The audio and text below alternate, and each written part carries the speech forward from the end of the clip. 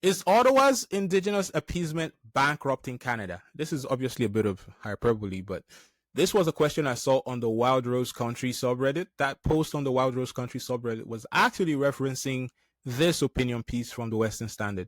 Here's an excerpt from that article in the Western Standard. I'll read you some parts of that, and then we can have a deep dive a little bit after. So the article says, the latest legal challenge to Carney's attempt to fast-track development was filed in Ontario Supreme Court of Justice this week, claiming Bill C-5 represents a clear and present danger to First Nations self-determination on their territories. In response, the Prime Minister trotted out the usual mouthings about consultation and respect, while probably wondering why he ever left banking to get involved in this charade. What he should have said is that Canada is rapidly going broke, that we're borrowing close to $100 billion this year alone, and desperately need to boost our economy if we are to continue spending such huge amounts of money.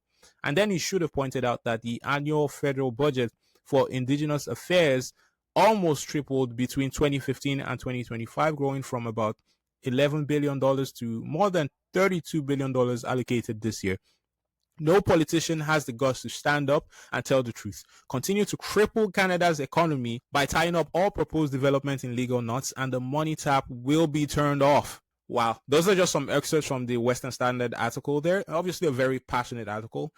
We heard Doug Ford kind of say the quiet part out loud a few weeks ago. This is like handing an opportunity on a silver platter to First Nations that by the way, I have treated like gold. But there's going to be a point that you can't just keep coming hat in hand all the time to the government. You got to be able to take care of yourselves. And when you literally have gold mines, nickel mines, every type of critical mineral that the world wants, and you're saying, no, I don't want to touch that. By the way, give me money. Not going to happen. Look, Doug Ford obviously apologized for saying that, mostly because it isn't politically expedient to say Indigenous groups keep asking for handouts while actively opposing nation-building projects, the very projects that will put Canada in an economic position to continue funding Indigenous affairs. Look, it's not politically expedient to say that, but that is what he actually means, right?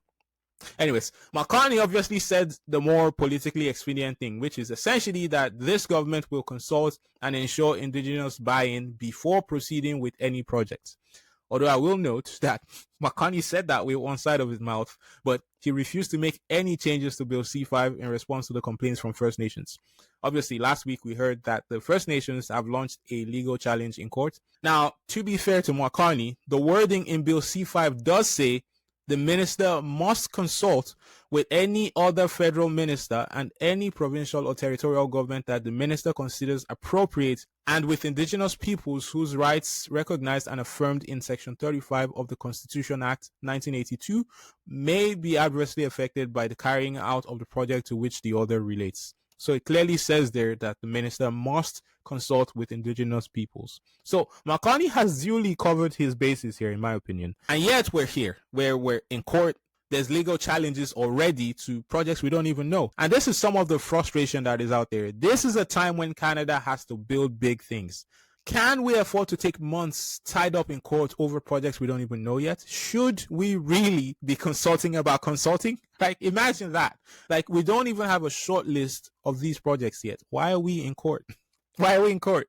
But here's the other thing I wanted to talk about. Is it all true? Is First Nations appeasement really holding Canada back economically?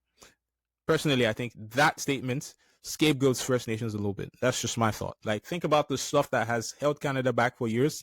Interprovincial trade barriers, for example, or Quebec and Alberta disagreeing on whether we need a pipeline across Canada. Yeah, look, Indigenous groups are just one of the many often conflicting interests we have at this table called Canada.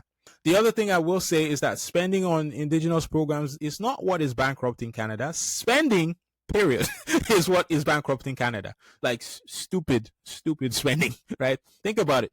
Canada is going to spend $32 billion on Indigenous affairs this year. That's less than 2% of Canada's GDP. We haven't seen a budget yet, but I can guarantee you spending on Indigenous groups is not all we have to worry about. For context, this $32 billion we will spend on Indigenous affairs this year is comparable to what the government spends on servicing debt interest alone, right? Maybe even less, to be honest. As I said, Stupid spending is Canada's problem, and it's okay to say that part of that stupid spending was on some aspects of Indigenous affairs. It's a fair question to ask whether all this money being spent on Indigenous groups is actually being spent wisely. That Western Standard article pointed out that in Alberta between 2015 and 2021, the life expectancy dropped a shocking 7 years for First Nations men and women. For males, it fell from 67 to 60 years. And for females, it fell from 73 to 66 years. For the rest of Canada, just to put that in context for you, it was 79 years for males and 84 years for females. But also, with all this money spent, there are still 38 drinking water advisories in effect on reserves across Canada.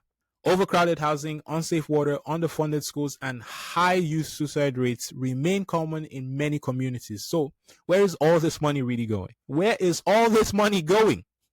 Anyways, you guys let me know your thoughts in the comments. Do you think Indigenous appeasement is holding Canada back? And if it is, how would you rather approach Indigenous relations in this country? And if you're new to this channel, don't forget to subscribe. I'll see you next time. Take care, you guys.